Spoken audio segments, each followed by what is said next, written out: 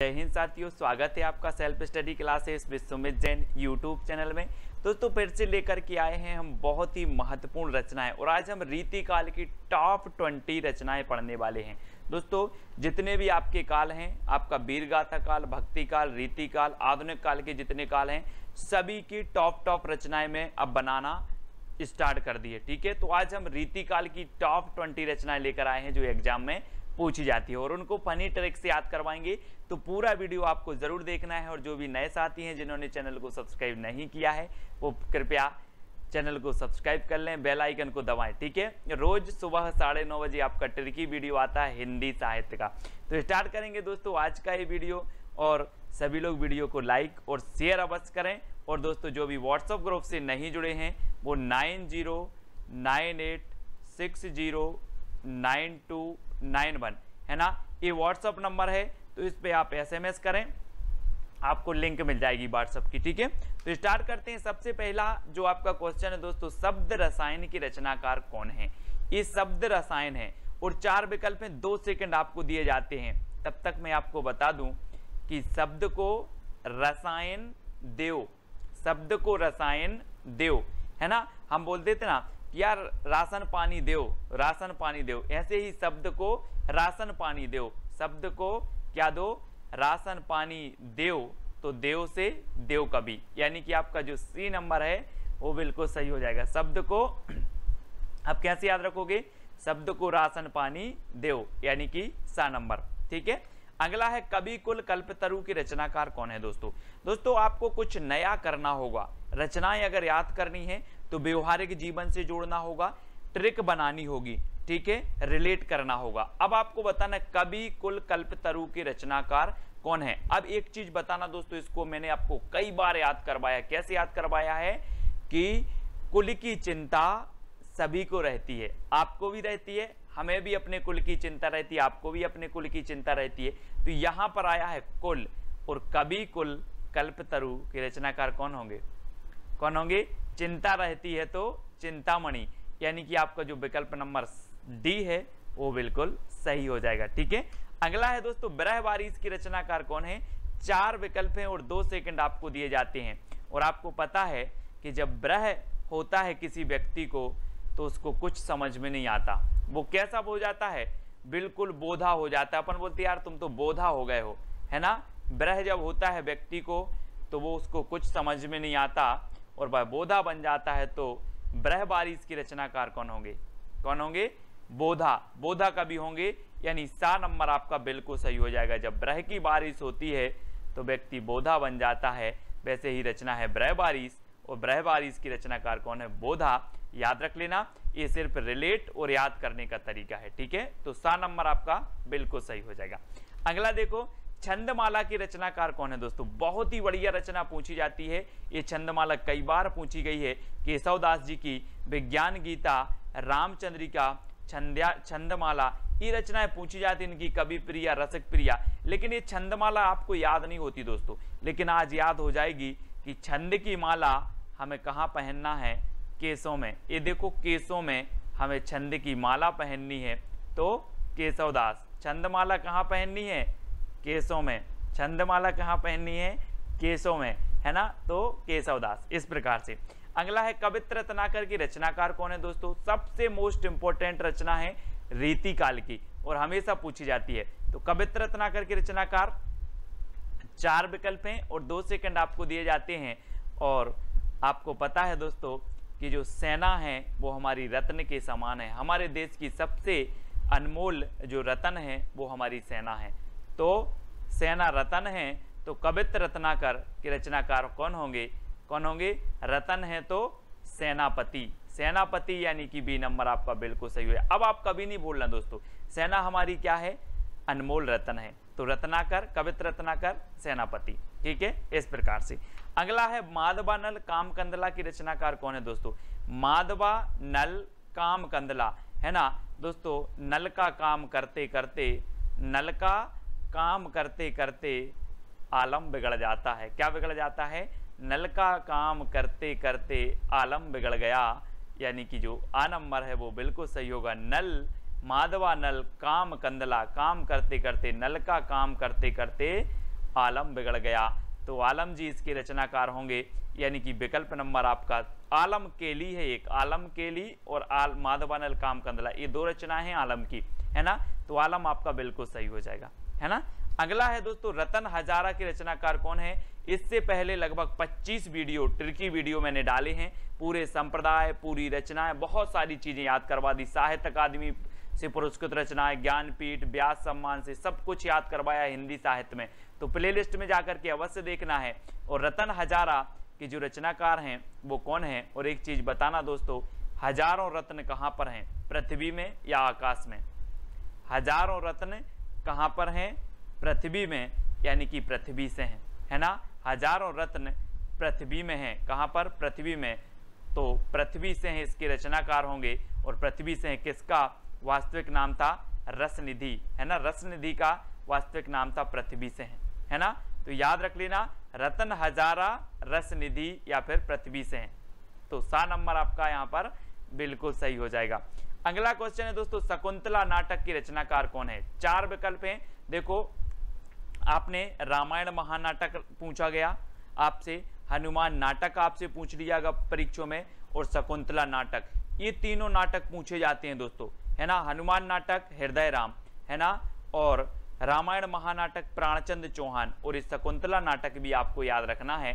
और इस शकुंतला नाटक करने से बाज नहीं आती, शकुंतला नाटक करने से बाज नहीं आती, तो बाज नहीं आती तो नेवाज, शकुंतला नाटक करने से बाज नहीं आती तो नेवाज।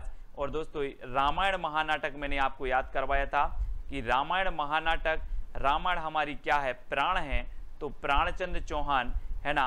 और हनुमान नाटक, तो हनुमान जो है अपने हृदय में राम को रखते हैं, तो हृदय राम, हनुमान नाटक हृदय राम। रामायण प्राण है तो प्राणचंद चौहान, हनुमान हृदय में राम रखते हैं तो हृदय राम। और शकुंतला नाटक करने से बाज नहीं आती तो नेवाज, ठीक है, ये आपको याद रखना है। अगला है दोस्तों, प्रबोध पचासा की रचनाकार कौन है। 4 विकल्प हैं, आपको कमेंट में जरूर लिखते जाना है अपने कमेंट, है ना। और लास्ट में एक प्रश्न, चैलेंज प्रश्न आपको दूंगा जिसका उत्तर आपको बताना होता है।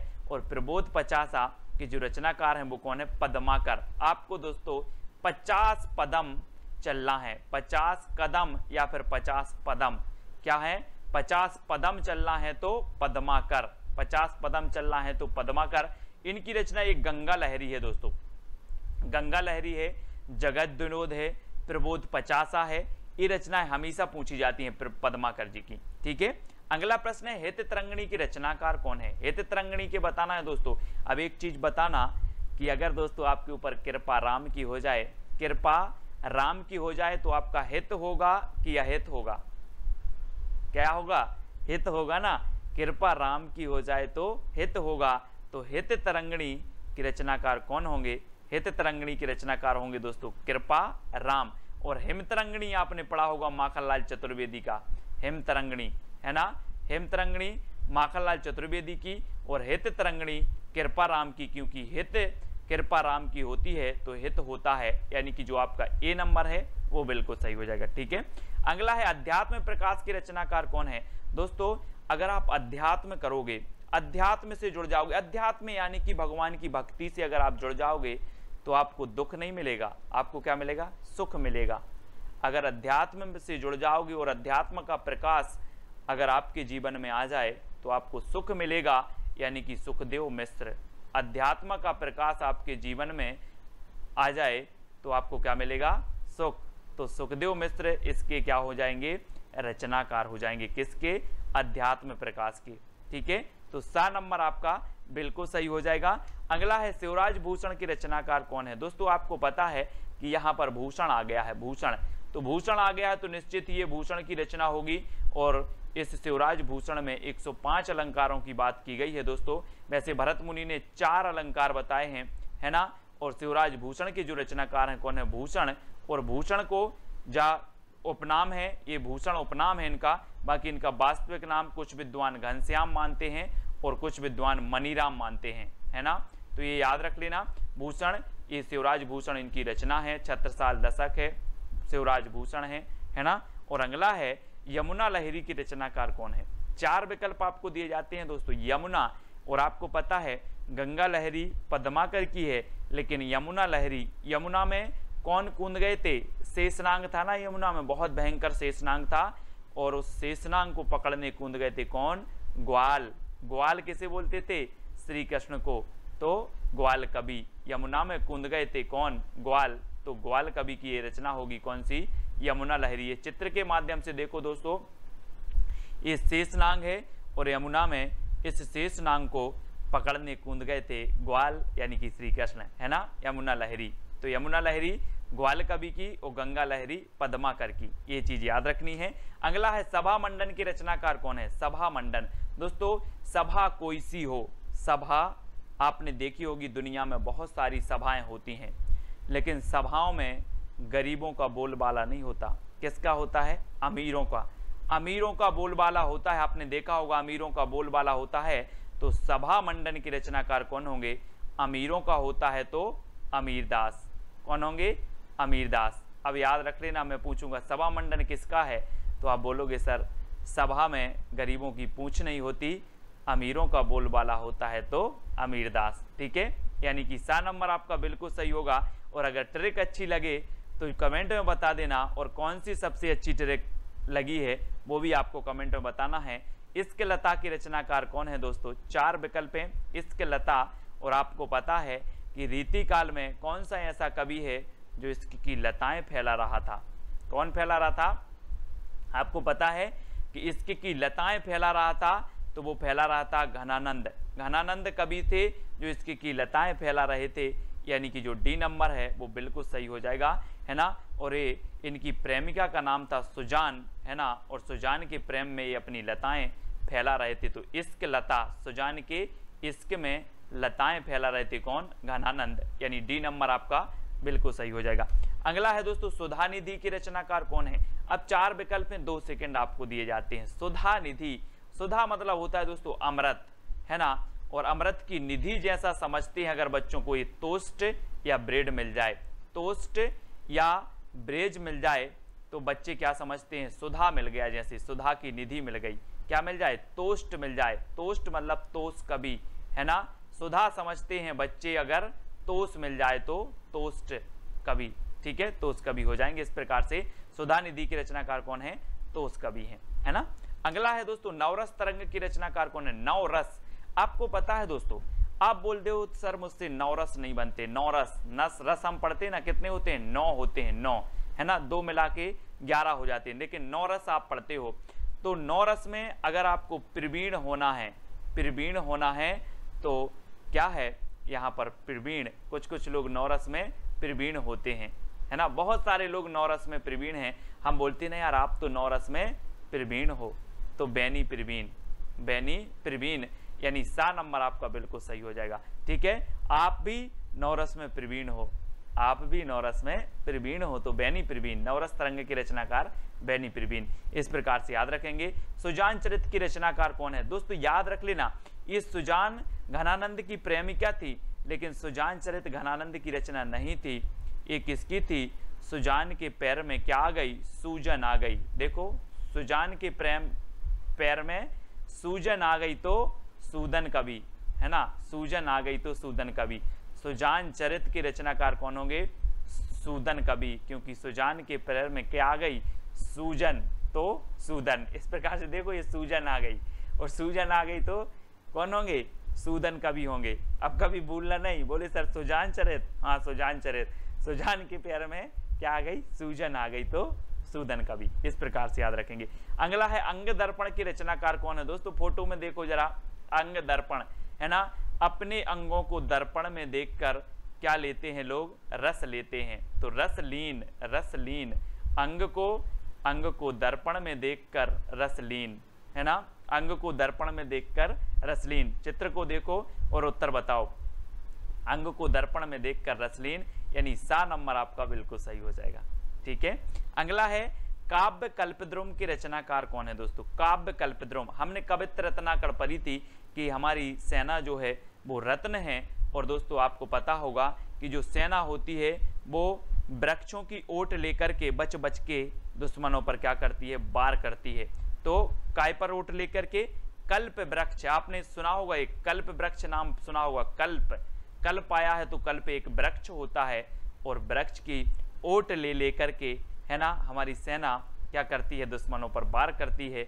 तो कौन करती है, सेना। तो काव्य कल्प द्रोम, कल्प, अब कल्प याद रख लेना, कल्प वृक्ष, और कल्प वृक्ष की ओट लेके सेना दुश्मनों पर वार करती है। तो सेनापति, सेना हमारी रत्न है, तो कवित्र रत्नाकर, ये सेनापति की रचनाएं हो जाएंगी जो हमेशा पूछी जाती हैं। ठीक है दोस्तों, अब आपको बताना है कौन सी ट्रिक सबसे अच्छी लगी है, कमेंट में जरूर आपको बताना है, जितने लोग भी देख रहे हैं। ठीक है, और साथ ही ये चैलेंज प्रश्न है आपका कि इश्क नामा की रचनाकार कौन है। हमने पढ़ा था इश्क लता, अब इश्क नामा की रचनाकार आपको बताना है ना। कमेंट में आपको लिखना है कि सर इश्क नामा के रचनाकार ये हैं। ठीक है, आप लिखेंगे, और ये 4 कवि दिए हैं, इनकी अगर रचनाएं आपको याद आती हैं तो ये चारों कवि की रचनाएं भी आप लिखा करें। ठीक है, अब दोस्तों आपको क्या करना है, व्हाट्सएप ग्रुप से जुड़ना है, जिसका नंबर मैंने आपको दे दिया 9098609291। ठीक है, ये आपका व्हाट्सएप ग्रुप है, इस व्हाट्सएप नंबर पर आप मैसेज करेंगे, आपको ग्रुप की लिंक मिल जाएगी। ठीक है, साथ ही एक अपना टेलीग्राम ग्रुप है IAS स्टडी ट्रिक, ये टेलीग्राम ग्रुप है, तो आप ये टेलीग्राम ग्रुप से जुड़ सकते हो। ठीक है, और वीडियो को लाइक और इस प्रकार से सब्सक्राइब का बटन दबाकर बेल आइकन को जरूर दबाएं दोस्तों। और रोज सुबह 9:30 बजे आपकी कक्षा होती है, सुबह 9:30 बजे ट्रिक की वीडियो, हिंदी साहित्य ट्रिक की वीडियो, सब कुछ ट्रिक से दोस्तों। ठीक है, तो वीडियो को लाइक और शेयर अवश्य करें। वीडियो कैसा लगा कमेंट के माध्यम से बताएं। आज के वीडियो के लिए बस इतना ही। जय हिंद।